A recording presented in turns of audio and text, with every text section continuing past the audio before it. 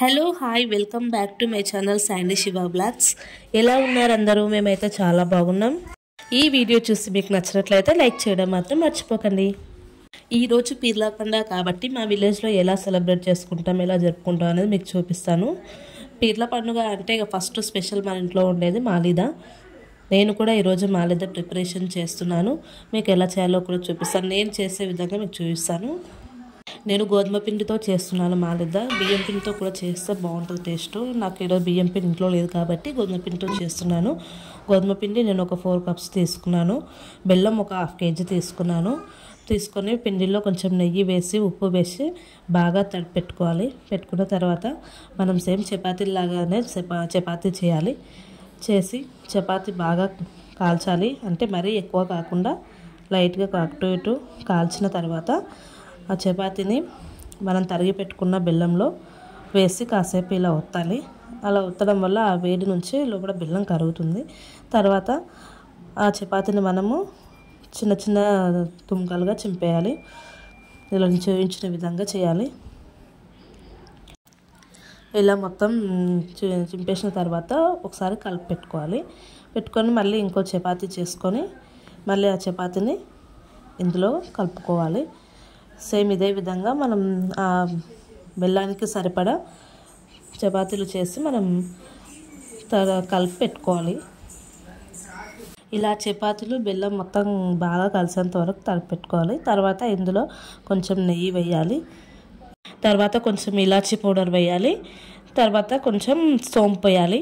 ఇందులో సబ్జా ఆకు కూడా వేయాలి. టేస్ట్ చాలా బాగుంటుంది ఆకు వేస్తే. నాకు ఈరోజు దొరకలే కాబట్టి నేను వేయలేదు.